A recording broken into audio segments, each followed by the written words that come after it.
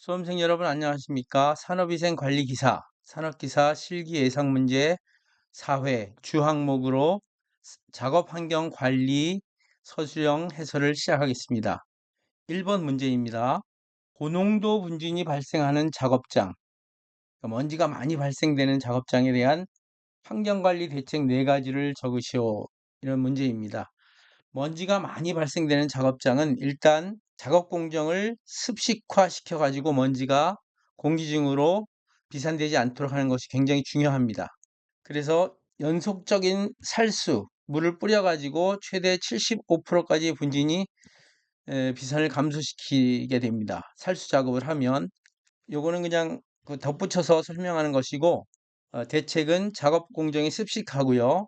또 두 번째는 작업 장소의 밀폐 또는 포위, 완전히 고농도의 분진이 바깥으로 빠져나가지 않도록 밀폐하거나 포위하는 것이죠. 근데 실질적으로 이제 작업자가 작업을 하다 보면 이렇게 밀폐하고 포위할 때 행동에 제한이 있기 때문에 우리는 보통 부스식 작업장을 많이 사용하긴 하지만 그래도 대책으로는 작업 장소의 밀폐 또는 포위가 있고요. 세 번째는 국소 배기 장치 또는 전체 환기 장치를 설치하는 것이 중요하고, 그 다음에 네 번째로는 개인 보호구. 요 네 번째는 이 1번, 2번, 3번을 다 하고 마지막으로 하는 그러한 대책으로 개인 보호구, 즉 호흡용 보호구인 방진 마스크를 착용을 하고 이래야 되기 때문에 방진 마스크, 개인용 보호구를 지급 및 착용이 네 번째의 대책이 되겠습니다.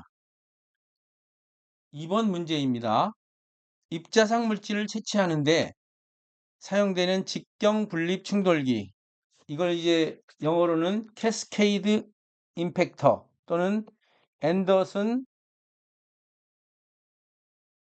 에어 샘플러라고 하죠.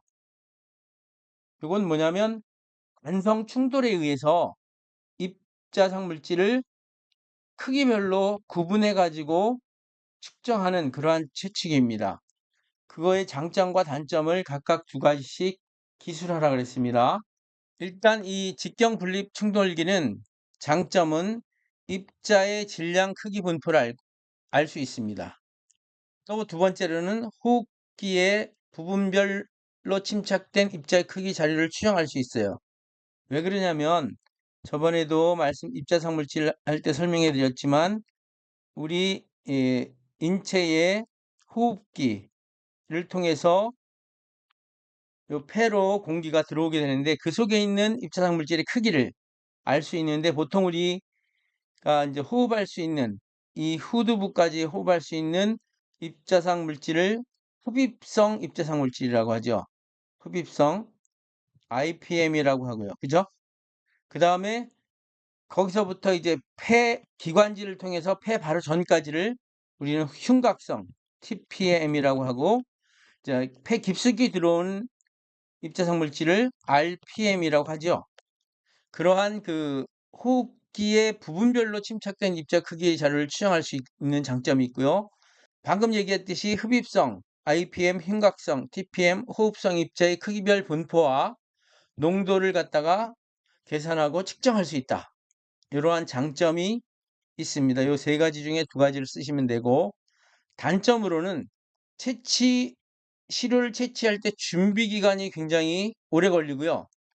시료 채취가 까다롭습니다. 왜냐하면 이러한 어떤 기기에 공기가 들어와서 이 임팩터 충돌판에 관성 충돌로 입자상 물질이 부닥치고, 또 여기 뽑아들이는 어떤 흡입된 속도에 의해서 적은 입자가 밑으로 와서 또 충돌판에 쌓이고, 또 그보다 작은 건 또 밑으로 이렇게 해서 몇 단계를 거쳐서 채취하는 것이기 때문에 채취가 까다롭고, 또 이 충돌판에 충돌할 때에 되팀이라는 리바운딩이라는 현상이 생겨나게 돼서 또 약간의 입자상 물질의 정확한 채취가 안 되는 또 그러한 단점이 있습니다. 두 번째, 공기가 유입되지 않도록 각 충돌기의 철저한 조립과 장착이 필요합니다. 세 번째, 되팀. 지금 아까 얘기했죠. 되팀. 리바운딩으로 인한 시료의 손실이 일어나서 과소 분석 결과를 처리할 수 있고 매체의 코팅과 같은 별도의 특별한 준비 처리가 필요하다. 되튀지 않기 위해서. 그러니까 이러한 그 임팩터라는 충돌판에 입자성 물질이 관성 충돌에 의해 부닥치는데 이 부닥침을 적게 하기 위해서 코팅과 같은 별도의 특별한 준비와 처리가 필요하기 때문입니다. 그래서 단점도 이 세 가지 중에 두 가지를 적으시면 되겠습니다. 세 번째 문제입니다. 작업장에서 사용하는 화학물질의 유해, 위험성 평가, 또 위험성 평가를 유해성 평가 절차라고 하는데 실시 순서를 4단계로 그래서 4점으로 부여하고 있습니다. 화학물질의 유해성 평가와 구체적인 방법 등에 관한 규정에 보면 4조의 유해성 평가 절차가 있는데 첫 번째로는 그 화학물질의 유해성을 확인하고요. 두 번째는 노출량과 반응 평가를 하게 됩니다. 이 노출량과 반응 평가는 종민감도 분포 평가와 같은 의미를 가지고 있고요. 세 번째 노출 평가가 되겠습니다. 그리고 마지막 4단계로 위해도 결정을 하게 됩니다. 요 3번 문제는 기사에서 나오는 문제를 다시 한번 문제화 시켰는데 요거는 최근에 나오는 문제이기도 합니다. 그래서 유해성 평가 실시 순서의 4단계 꼭 외워두시기 바랍니다. 유해성 확인, 노출량 반응 평가, 노출 평가, 위해도 결정. 4번 문제입니다. 다음 그림은 유해 화학물질 A과 B의 X축이 양이고요. Y축이 반응의 관계를 곡선 형태에 따른 독성 변화를 나타낸 것입니다. 그래서 독성량 10과 독성량 50% 대입각해서 유해물질 A와 B의 독성 특성을 비교하시오.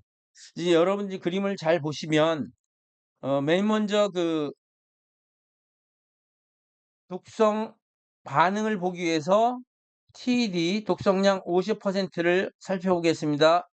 보시면 A 유해물질 A 독성이 유해물질 B 물질보다 독성이 더 크게 됩니다. 이 양이 적은데 독성이 50%가 나타났으니까 그만큼 그 물질이 독성이 크다는 얘기예요. 그런데 10% TD 10%의 값을 보면 반대로 돼 있어요. A 물질과 여기 B 물질이 위에 거랑 50%랑 반대로 B 물질이 TD 10이 더 적으므로 이때는 또 B의 독성이 A 독성보다 크게 나타납니다. 따라서 유해물질 A가 더 강한 독성 물질인 것처럼 보이지만 투여량, 이 키포인트가 투여량입니다. 투여량이 적은 영역에서는 유해물질 B의 적은 역지량 때문에 오히려 B 물질의 독성이 크게 나타난다. 그래서 답을 쓰려면 TD 50의 경우와 TD 10의 경우를 갖다가 잘 설명해 주시면 독성의 비교를 하게 되는 것입니다. 5번 문제입니다. C5 디프 현상을 간단히 설명하시오. 이 C5 디프 현상이라는 것은 음에 대해서, 소음에 대해서 나오는 문제인데요. 이 C5 디프 현상은 원래 그 음악에서 C는 도레미파솔라시도의 도에 해당되는 겁니다. 도를 우리는 음악에서 C라고 표시하는데 C5는 뭐냐 그러면 옥타브가 있잖아요. 음계, 오음계의 도에 해당되는 그러한 헤르츠가 있는데 그때 헤르츠가 보통 우리가 4096 헤르츠를 의미합니다. 그래서 보통 우리가 이걸 갖다가 4000 헤르츠에서 이러한 현상이 나타난다 이렇게 설명드릴 수가 있는데 사실 이 C5 디프 현상이 이 디프라는 말이 뭐냐면 이렇게 가다가 밑으로 푹 패였다는 밑으로 떨어졌다 갑자기 밑으로 떨어졌다는 그러한 의미를 가지고 있는데 요 떨어지는 요 범위가 거의 4000의 헤르츠에 해당되는 그러니까 음을 갖다가 그 청력 손실이 있는 분에게 들려줬을 때 여기가 주파수에 따라서 음의 그 들리는 소리가 4000Hz에 갑자기 밑으로 확 떨어지는 현상을 우리는 C5 디프 현상이라고 합니다. 그런데 이 C5 디프 현상은 외국에서 이런 의미를 많이 썼는데 사실 이러한 그 의미는 1930년도 굉장히 오래됐죠. 한 지금부터 한 100여 년 전에는 C5 디프 현상으로 나타냈지만 실질적으로 이 외국에서는 지금 이 C5 디프 현상을 사용하지 않습니다. 우리나라에서만 소음에서 이러한 현상을 그 확인하고 사용하는데 그러면 지금 어떠한 이 C5 디프 현상이 어떠한 현상이라고 외국에서는 사용되냐면 4kHz 나치 현상이라고 합니다. 4kHz 나치. 이 나치라는 건 뭐냐면 마찬가지로 이렇게 밑으로 확 떨어지는 페임, 카였다 이거죠. 페임 현상이라고 해가지고 4K는 뭐냐면 4K가 4000Hz입니다. 보통 우리가 K가 킬로로 1000을 의미하거든요. 그래서 이러한 그 C5 디프 현상을 요새는 그 외국에서 쓰지 않고 4kHz 나치 현상이라고 하는데 이게 의미가 이렇습니다. 각 주파수별로 청력을 측정할 때 감각신경성 난청 중에 소음성 난청이 있는 사람에게 유독 4000Hz에서 갑자기 청력이 뚝 떨어지는 산의 골짜기처럼 뚝 떨어지는 현상이 발생하는 것으로 소음성 난청의 초기 단계에 이러한 현상이 일어나게 됩니다. 그런데 여기서 좀 알아줘야 될 건 뭐냐면 이러한 청력 손실은 크게 나눠서 두 가지로 나눌 수 있는데요. 처음에는 TTS가 있어요. TTS. 일시적 청력 손실. 그 다음에 또 하나는 PTS. PTS는 영구적 청력 손실을 말하는데 TTS는 영어로는 Temporary Threshold Shift라고 하고 PTS는 Permanent Threshold Shift라고 하고 해서 그 영구적 청력 손실은 지금 소음성 난청이에요. 근데 일시적 청력 손실은 여러분 잘 들어보세요. 내가 어떤 큰 소리가 나는 스피커 앞에 있는데 갑자기 스피커에서 큰 소리가 들려서 귀가 먹먹해요. 일시적으로. 그러다가 그 소리가 없어지면 갑자기 귀가 먹먹해지면 안 들리다가 시간이 좀 지나면 다시 들리죠. 이러한 그 청력 손실을 일시적 청력 손실 TTS. 그러나 소음 작업이 진행되는 작업장, 즉 소음 작업이라고 하면 85dB 이상의 작업장이에요. 거기서 한 장기간 몇십 년 동안 작업한 사람이 계속 그 큰 소리 때문에 청력이 손실돼 가지고 영구적으로 청력이 손실됐어요. 그걸 갖다가 우리는 PTS, Permanent Threshold Shift라고 해가지고 난청은 크게 TTS와 PTS로 나누는데 이 TTS는 시간이 지나면 바로 회복이 되지만 PTS는 시간이 지나도 회복이 되지 않는 그러한 청력 손실을 말하고 있습니다. 그래서 이런 문제도 나왔는데 사실은 C5 디프 현상이 아니라 4kHz 나치 현상이 어떤 것인가를 설명하라는 것이 이제 전체적으로 보면 맞는 문제인 것입니다. 6번 문제입니다. 소음 측정 방법에서 누적 소음 노출량 측정기로 소음을 측정하는 경우에 크리테리아, 이거는 일종의 그 표준 또는 익스체인지 레이트, 변화량, 그 다음에 스레솔드, 기준에 대한 기기 설정 값이 있습니다. 소음 측정하는 소음 진동 공정시행 기준에 이게 나와 있는데요. 정확하게 나와 있습니다. 작업장에서 작업을 할 때 우리가 이제 불규칙한 소음이 많이 들려요. 시간에 따라서도 큰 소리가 들리고 적은 소리가 들리고 또 소리가 커졌다가 적어졌다 이러한 불규칙한 소음이 많이 들리게 되는데 그 작업 시간 동안의 총 에너지를 연소금의 에너지로 변화시켜서 음압 레벨을 측정하는 이러한 측정기가 누적 소음량 측정기로 작업장에서 많이 사용하고 있습니다. 그럴 때 이제 그 고시에 나타난 크리테리아 값은 기준은 90dB이고요. 그 다음에 익스체인지 레이트는 5dB이고 스레솔드 값은 80dB. 이거는 아예 그 고시에 나와 있는 거니까 여러분들 외워두시면 좋겠습니다. 크리테리아는 90dB, 익스체인지 레이트는 5dB, 스레솔드는 80dB. 이런 기기 설정 값이 정해져 있다. 이렇게 생각하시면 되겠습니다. 7번 문제입니다. 산업안전보건법상 보건관리자의 직무 4가지를 적으시오. 한 몇 년 전부터 이 산업안전보건법 관련된 문제가 많이 출제되고 있는데, 제가 판단하기로는 이 산업위생관리기사나 산업기사 정도의 자격을 가진 사람은 산업안전보건법을 좀 잘 알고 있어야 된다, 이런 의미도 되고, 또 문제 출제하는 그러한 그 출제자가 이런 법에 관련된 그러한 어떤 기관에 있는 분이 출제하는 경우도 있어요. 그래서 요새 이런 문제가 많이 출제가 되고 있으므로 이러한 그 해설 서술형에서 이런 문제를 좀 여러분들이 잘 파악해 가지고 외워두시는 게 좋겠습니다. 그래서 이 보건관리 직무가 여러 가지가 있는데, 여러분들이 이해하기 쉬운 4가지만 여러분들한테 공개를 하면, 소개를 하면, 건강장애 예방을 위한 작업관리가 보건관리자의 직무고요. 그 다음에 사업장을 순회 점검하면서 그 보건관리에 대한 지도 및 조치를 건의할 수 있고요. 그 다음에 근로자의 건강관리, 보건교육 및 건강 증진을 지도할 수 있고, 그 다음에 작성된 물질안전보건자료 MSDS라고 하는데, 이것을 게시하고 또 비치하는 그러한 직무가 있습니다. 이거 외에 많이 있습니다. 우리가 작업장에는 보건관리자와 안전관리자가 있죠.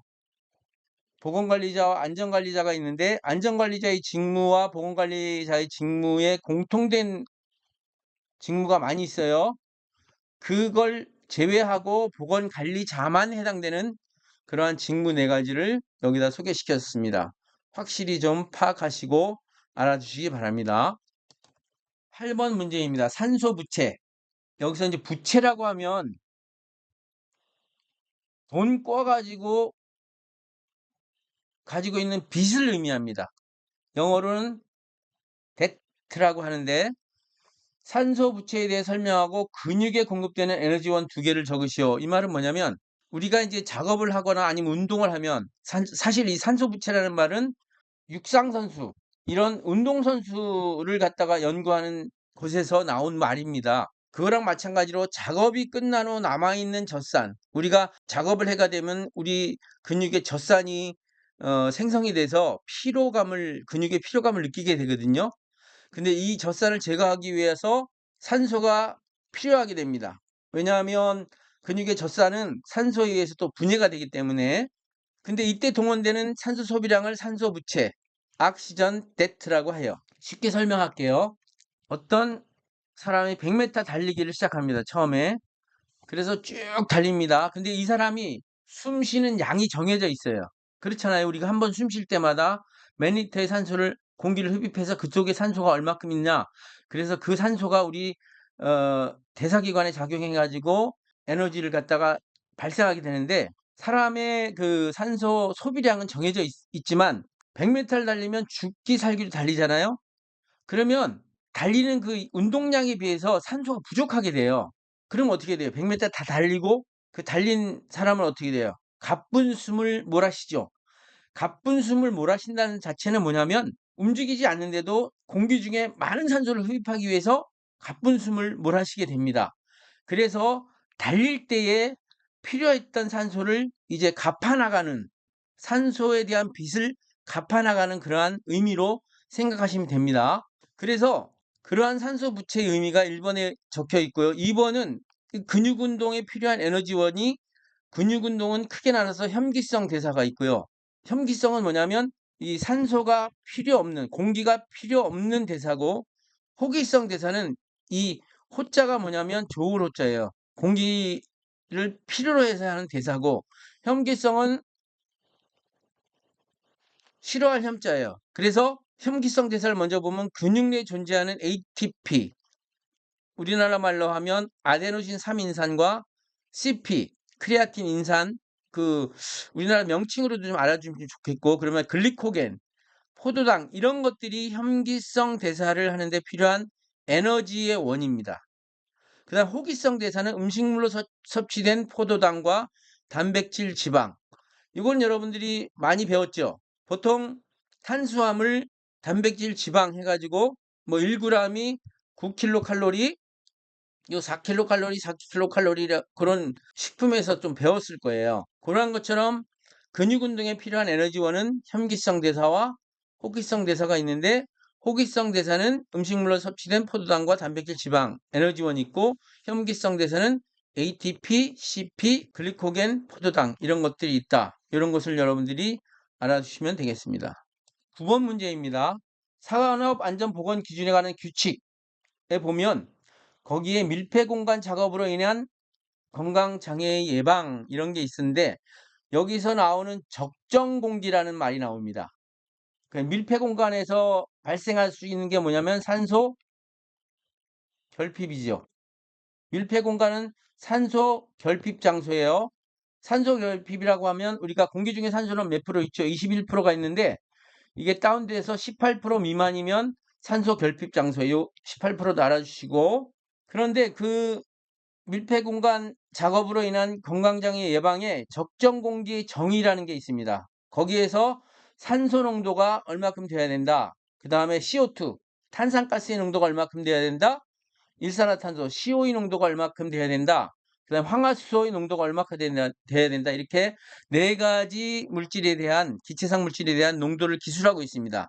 아예 처음부터 이 네 가지를 쓰라는 문제도 나오지만, 여기서는 적정공기에 산소 농도의 범위와 탄산가스 농도의 범위와 일산화탄소 농도의 범위와 황화수소 농도를 범위를 물어본 겁니다. 산소는 당연히 O2고요. 탄산가스는 당연히 CO2고요. 일산화탄소는 CO, 황화수소는 H2S. 이 네 가지만 적정 공기에서 취급하고 있습니다. 이 규칙에서는. 먼저 산소 농도의 범위는 18% 미만에서 18% 미만에서 이상에서 23.5% 미만이에요. 여기 미만이라고 하면 이 퍼센트를 포함하지 않습니다. 이상은 포함하고. 왜 이렇게 퍼센트를 한글로 썼냐? 이러한 그 법률상에서는 일반인이 보기에 이게 퍼센테이지라는 걸 모르는 사람도 고려해서 한글로 그냥 써줍니다. 그 다음에 탄산가스는 1.5%, 1.5% 미만이에요. 요거 잘 생각해서 1.5%는 ppm으로 고치면 15,000 ppm이라는 것도 여러분이 알아두시면 좋고요. 그리고 일산화탄소는 30ppm 미만. 일산화탄소는 여러분 잘 아시지만 산무의 기체입니다. 무색, 무미, 무취. 색도 없고 맛도 없고 냄새도 없다. 그래서 굉장히 우리 이 CO 가스를 마시면 느낌을 모르고 속에 산소가 없어지기 때문에 질식사하는 경우 많죠. 그래서 30ppm 꼭 기억하시고, 황화수소 H2S는 달걀 썩는 냄새가 나는 아주 유독 가스입니다. 10ppm 미만인 수준의 공기, 이 네 가지 조건이 맞는 공기가 적정 공기라는 이미 규칙에 나와 있는 그러한 그 정의입니다. 꼭 알아두시기 바랍니다. 10번 문제입니다. 다음 신체 조건을 가진 근로자에게 시켜서는 안 되는 작업. 어떤 근로자가 편평적이다. 왜 우리가 다리를 보면 약간 이렇게 들어가 있죠. 이렇게. 여기 들어가 있는데 이게 평평한 사람이 있습니다. 그걸 일단 평평족을 쉽게 얘기하면 평발이죠. 평발인 사람은 이러한 서서 하는 작업, 오랫동안 못 서 있습니다. 그래서 서서 하는 작업에는 안 되고요. 고혈압을 가진 근로자는 잠수 작업, 고압 작업이나 고열 작업에는 안 된다. 그 다음에 천식이나 만성기관지염을 가진 환자는 고농도의 분진이 발생되는 작업이거나 유해가스 발생 작업에는 시키면 안 된다. 그 다음에 비만증을 가진 사람은 높은 곳에서 작업하는 고소 작업에는 안 되고, 당연히 고열도 안 되고 감압 작업도 안 된다. 그 다음에 당뇨증을 가진 환자에게는 외상받기 쉬운 작업. 왜냐하면 당뇨증이 심한 사람은 외부로부터 상처를 입게 되면 잘 아물지 않고 조직이 썩는 경우가 있어요. 살이 썩는 경우가 있으니까 외상을 받기 쉬운 작업 안 되고, 그 다음에 중노동 작업, 혈당 스파이크 같은 게 와가지고 바로 쓰러질 수 있죠.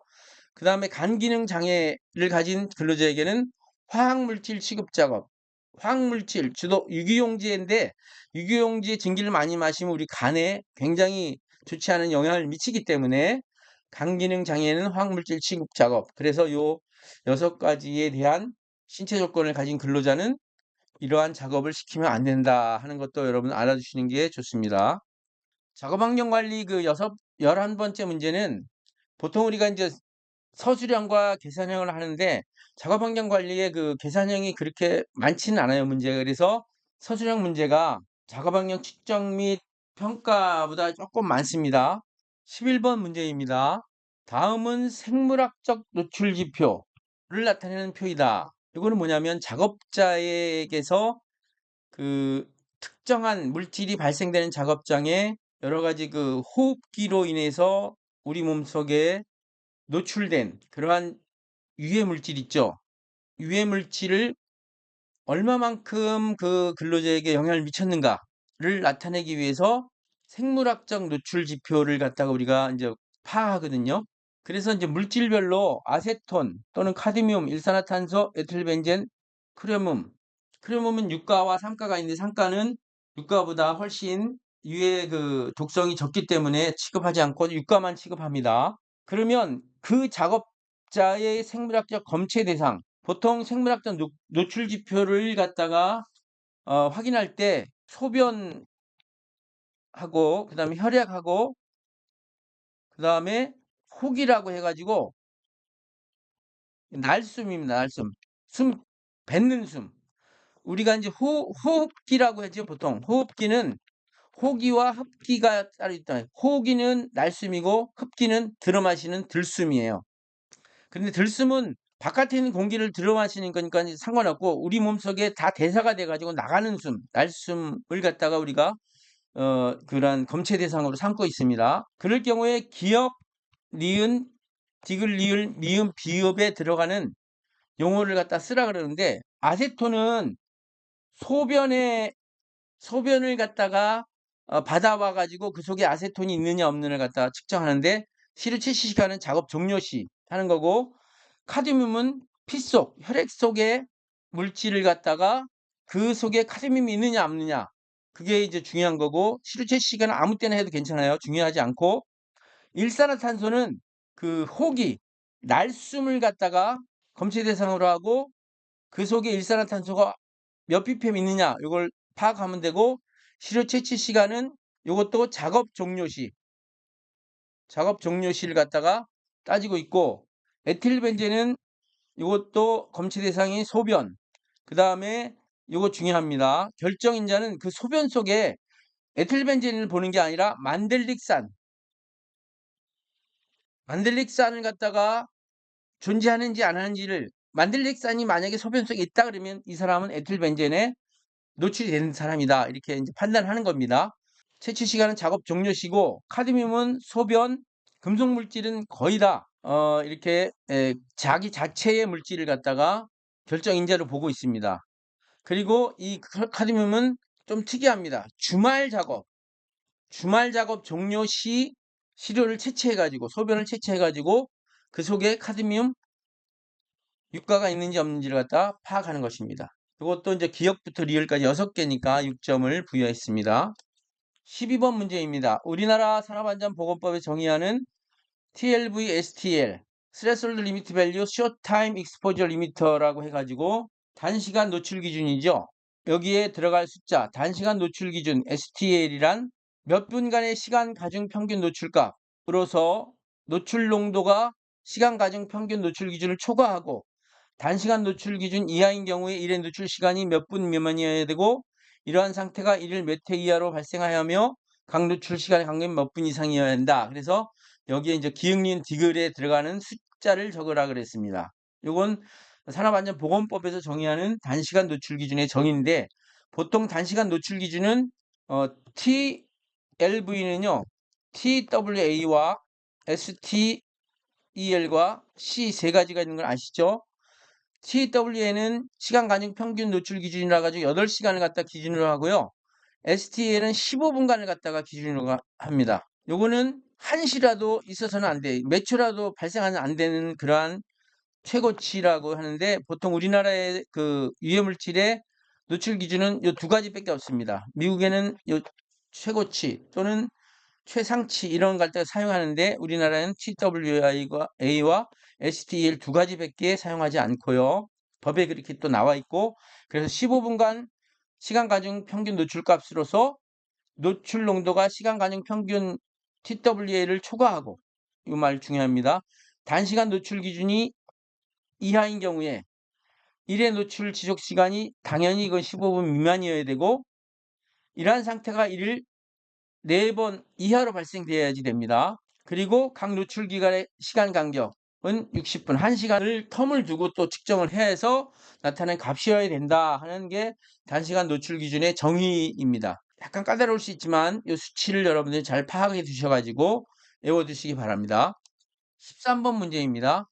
공기 시료 채취 전에 여과지의 무게가 10.04mg 그리고 분당 40리터 유량이 흐르는 덕트에서 30분간 공기 시료 채취기를 이용하여 분진을 포집한 후에 측정하였더니 시료 채취 전엔 10.4였었는데 채취 후에는 16.04mg이었다. 그러면 이 덕트 내의 분진의 농도는 얼마인가 해서 이거는 채취 후에 여과지 무게 빼기 채취 전의 여과지 무게 나누기 요 분모는 요건 유량입니다. 공기를 얼마만큼 채취했는 공기량입니다. 그러면 분당 40리터를 채취하고 30분간 측정하고 리터를 세제곱미터로 바꿨습니다. 단위 환산해서 10의 마이너스 3승을 곱해주니까 최종적으로 답이 5mg per 세제곱미터. 사실 요 정확한 요 단위를 알면 분모는 공기유량, 분자는 먼지의 무게.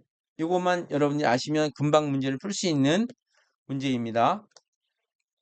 14번 문제입니다. 13번과 비슷한 문제인데 주물 공장 내에서 비산되는 분진을 측정하기 위하여 고용도 공기 채취기 하이볼륨 에어 샘플을 사용하여 분당 3리터로 60분간 포집한 결과 여과지 무게가 1.87mg이었다. 그러면 주물 공장 내의 분진 농도를 구하시오. 또 그 분진 농도가 노출 기준을 초과했는지를 갖다가 판정하시오 했는데 단서 조항으로 채취 전의 여과지의 무게가 1.66 그러니까 1.66이었었는데 1.87로 늘어났다는 거죠. 그리고 주물사는 유리기수산이 30% 이상을 함유하고 있다. 유리규산이라는 것은 SiO2가 들어가 있다는 것입니다. SiO2가 유리규산이에요. 주물공장이란 건 뭐냐면 어떠한 정해진 그 모래로 내가 예를 들어서 이러한 그 모형을 쇠를 녹여서 만들라 그래요. 그러면 미리 이러한 모양의 나무로 요 똑같은 형태로 나무 형태로 제작을 합니다. 요걸 갖다가 목형이라 그래요. 그러면 이 목형을 모래가 들어있는 그러한 그 틀에다가 이 모양을 갖다가 이렇게 됩니다. 요게 이제 모래가 주물사예요. 주물을 할 때 사용되는 모래다 그래서 주물사인데 그러면 이렇게 나무 목형을 갖다 넣고 이거 분리를 합니다. 오른쪽 양쪽으로 분리를 하면 요 모양이 그대로 모래에 남아있게 되겠죠. 그러면 다시 이제 합체를 합니다. 합체를 하고 구멍을 하나 뚫어놔요. 그러면 이 공간의 형태는 이 형태가 그대로 있겠죠. 그러면 이제 쇳물을 녹여서 여기에다가 붓습니다. 그러면 이 공간이 이 모양이니까 이 모양 그대로 나오겠죠. 그렇죠? 그러면 다시 분리를 해가지고 이 모양 형태의 형성된 모양을 꺼내게 됩니다. 그러면 어떻게 되겠어요? 그 쇠 물질의 형태가 모래가 많이 묻어 있어요. 왜냐하면 그 모래가 아주 뜨거운 쇳물에 돼 있으니까 그 표면에 굉장히 많은 주물사가 묻어 있어요. 이 주물사를 갖다가 털어내야 됩니다. 그걸 블래스팅 작업이라고 해요. 모래 털기 작업이에요. 블래스팅을 할 때에 뭐가 발생하냐면 분진이 엄청나게 발생해요. 그걸 갖다 측정해 봤더니 이렇다는 얘기거든요. 그래서 주물 공장 내 먼지 농도를 13번과 같이 풀어봤습니다. 풀어봤더니 1.17mg per 세제곱미터가 나왔어요. 근데 이제 이 노출 기준 초과 여부를 판정하려고 그랬잖아요. 근데 그 유리규산 30% 이상의 분진을 갖다 일정 분진이라고 하는데 이게 노출 기준이 2mg per 세제곱미터이거든요. 그런데 측정된 값이 1.17이기 때문에 노출 기준을 초과하지 않았다는 판정이 내려지게 됩니다. 15번 문제입니다. 구리 인체에 대한 시험 결과 안전한 체내 흡수량은 0.12 mg/kg이었다. 여기서 이제 잘 알아두실 게 뭐냐면 이 kg은 뭐냐면 몸무게 1kg당 구리의 양이 0.12 mg이 체내 흡수량인데 이거 이내로 들어와야지 안전하다는 거예요. 근데 1일 8시간 작업 시 구리의 작업장 공기 중에 농도가 얼마냐, 노출 기준 얼마냐 물어봤거든요. 단 작업자의 호흡률은 시간당 0.98 세제곱미터, 체중은 70kg으로 계산해야 해요. 그러면 여기에 따르는 공식이 있습니다. 이거 굉장히 중요합니다. 많이 시험에 나오고요. 구리의 체내 흡수량, 비록 구리만 아니라 금속물질 다 여기 해당돼요. 체내 흡수량은 BW분의 알파 곱하기 BR 곱하기 C 곱하기 T입니다. 여기서 이제 농도를 구하라 했으니까 요 C가 농도거든요. C가 농도잖아요. 유해물질 농도 세제곱이고 유해물질 농도니까 요 C 값은 여기 이쪽으로 이동이 다 되고 해서 알파 BRT분의 체내 흡수량 곱하기 BW인데 BW가 뭐냐면 체중이에요. 70kg이라고 그랬죠. 그 다음에 BR은 뭐냐면 breathing rate라고 해가지고 호흡률이에요. 0.98 시간당 0.98. 그 다음에 알파는 뭐냐면 폐에 의한 흡수율 또는 체내 잔류율인데 자료가 없으면 여기 지금 자료가 없잖아요. 보통 1입니다. 1. 그래서 1 대입하고 그 다음에 호흡률이 0.98이고요. 그리고 이 사람이 8시간 작업했다니까 8 곱하고 그리고 분자에는 0.12 mg/kg 체내가 흡수됐다 그랬잖아요. 그리고 이 사람이 70kg이잖아요. 그래서 70을 대입해 가지고 구했더니 작업장 내의 구리의 농도는 1.1 mg/세제곱미터였다. 요거거든요. 그래서 이 문제에서는 요 공식 굉장히 중요하다. 꼭 반드시 외워두시고 답이 1.1 mg/세제곱미터. 그러면 이 말은 뭐냐면 이 구리를 작업하는 작업장의 공기 1세제곱미터 속에 존재하는 구리의 양은 1.1 mg이다. 이렇게 생각하시면 됩니다. 16번 문제입니다. 20% 헵탄, 30% 메틸크로로포름, 50% 퍼클로로에틸렌의 중량비로 조성된 유기용제가 세 가지가 섞여 있다는 거죠. 작업 환경을 오염시키고 있을 때 혼합물의 허용 농도가 얼마냐고 물어봤어요. 이때 각각의 펩탄의 TLV는 1636, 메틸크로로포름은 1910, 퍼클로로에틸렌은 170이었다. 이 세 가지가 상가작용을 한다. 이 상가작용을 해야지 혼합물의 허용 농도가 나오게 됩니다.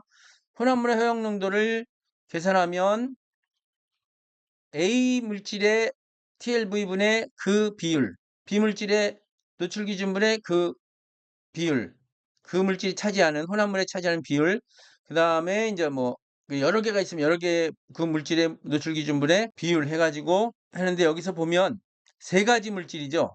세 가지 물질이니까 1636분의 0.2, 20%니까. 그 다음에 1910에 30%니까 0.3. 그 다음에 170분의 0.5 해가지고 전체 1위 해서 계산해 보니까 310.mg 5mg/세제곱미터, 310.5mg/세제곱미터. 비교적 이 공식만 알고 있으면 간단하게 나오는 문제입니다.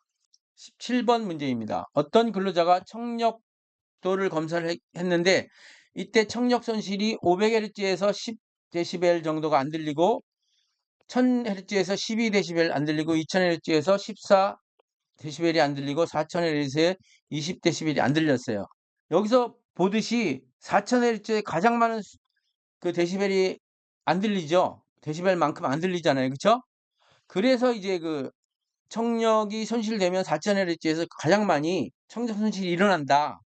그게 아까 얘기한 C5 디프 현상이고 4kHz 나치 현상이라는 걸 꼭 알아두시고 이때 이 근로자 6분법에 의한 평균 청력 손실은 얼마냐? 보통 우리가 3분법, 4분법, 6분법이 있습니다. 근데 현재는 많이 6분법을 많이 사용해요. 그래서 6분법에 의한 청적 손실은 6분의 A, EB, EC, D6을 더하는 겁니다. 여기서 A는 뭐냐면 500Hz의 청력 손실 데시벨, B는 1000, C는 2000, D는 4000에서 하면 A가 얼마였었죠? 510이었었죠. B는 12고 2000에서는 14고 여기서는 20 데시벨이었죠. 그러면 요게 A 값으로 대입되고 요게 B 값으로 대입되고 요게 C 값으로 대입되고 요게 D 값으로 대입해서 보니까 평균으로 14데시벨만큼의 청력 손실이 일어났다. 이것도 공식을 모르면 전혀 이 문제를 풀 수 없는 그러한 계산 문제니까 이 공식 잘 알아두시길 바랍니다. 18번 문제입니다. 현재 총 흡음량이 1000세빈, 그러니까 100세빈이라는 건 뭐냐면 흡음재의 1제곱미터의 흡음재가 흡음을 100% 한다 그러면 1세빈이에요. 그런 의미가 있어요. 1000세빈인 작업장의 각 벽면과 천장에 각각 500세빈을 더할 경우 음에 의한 소음 감소를 구하시오. 이 소음 감소는 데시벨로 나타납니다. 단 바닥은 흠이 없다 하면 흡음을 보강한 흡음 대책에 따른 실내 소음 저감량을 갖다가 우리가 NR이라고 하는데 노이즈 리덕션이라고 해가지고 요거 공식 중요합니다. 10로그 대책 전의 총흡음력 분해, 대책 전 총흡음력 플러스 부가된 흡음력. 그래서 이런 공식으로 나타나는데 자 봅시다. 원래 1000이었었죠. 1000분의 천장과 바닥에 500세빈을 더해라 그랬죠. 원래 대책 전에 총 흡음력이 1000이었었죠. 그런데 천장과 바닥에 500세빈을 더했으면 1000을 더해야 되는데 여기 문제 단서를 보니까 바닥은 흡음력이 없대요. 천장만 있으니까 500만 더한 겁니다. 그리고 벽에는 우리가 이렇게 보면 벽이 몇 군데 있어요. 하나, 둘, 셋, 네 군데 있죠. 그래서 4를 곱한 겁니다. 그게 500 해가지고 기존에 있던 거에 부과된 흡음력을 더하니까 최종적으로 나오는 소음 감소량은 5.44데시벨 만큼의 저감량이 생겼다. 이런 문제가 나올 수 있고요. 이걸 또 응용을 하자면 현재 작업장의 소음은 뭐 85데시벨이었다. 그러면 흡음재를 사용해서 대책을 세워서 들리는 소음은 얼마만큼 들리냐 그러면 85에서 5.44데시벨을 빼가지고 나타난 값을 또 물어볼 수도 있어요. 그러니까 여러분들이 그거를 좀 응용하는 것도 잘 알아주시기 바랍니다. 19번 문제입니다. 어떤 소음 발생 작업장에서 누적 소음 노출량 계로 3시간 측정 값이 60%였대요. 그럼 이 작업장의 측정 시간 동안의 시간 가중 평균 소음 수준은 몇 데시벨이냐? 평균 소음 수준 TWA가 이것도 굉장히 중요한 공식입니다. 외우셔야 돼요, 이거는. 어떤 실험에 의해서 나온 값이기 때문에 반드시 외우셔야 되고, 여기서 이제 90데시벨 A를 더한 이유는 뭐냐면, TWA가 원래 90데시벨이잖아요, 소음은. 그래서 이제 더한 것이라고 생각하시면 되고, 근데 여기, 16.61 로그 가로 열고 100분의 D에서 이 100이 뭐냐면, 12.5를 8로 곱한 값이에요. 12.5를 갖다가 8로 곱하면 이게 100이 됩니다. 그래서 100을 대입했어요. 그런데 여기서 8시간은 그런데 3시간에 12.5는 얼마냐? 그러니까 100 대신에 12.5 곱하기 3을 대입해야 됩니다. 이게 이제 키포인트예요, 여러분들. 100을 그대로 대입하면 안 되고 노출량계로 3시간 측정한 값은 D입니다. D가 60이고 3시간 12.5에 3을 곱해가지고 여기다가 대입해야 되는 겁니다. 이 공식에다가 대입하니까 그때의 시간 가중 평균 소음 수준은 93.4데시벨이었다. 잘 설명해 다시 해볼게요.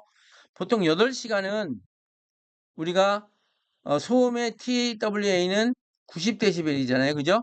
근데 지금 작업을 3시간밖에 안 했어요. 짧게 했죠. 짧게 했으니까 TWA가 93.4데시벨 A가 됐다는 의미예요. 자, 8시간 동안 계속해서 일하면 90데시벨이 기준인데 짧게 했으니까 조금 더 소리가 커도 작업자에게는 그 노출 기준이 가능하다. 이런 의미를 가지고 있습니다. 20번 문제입니다. 젊은 근로자의 약한 쪽 손해의 힘의 평균은 60 kp이고 kp가 뭐냐면 킬로 파운드예요. 이 근로자가 무게 16kg인 상잔을 두 손으로 들어올릴 경우에 한 손에 미치는 작업 강도는 얼마인가?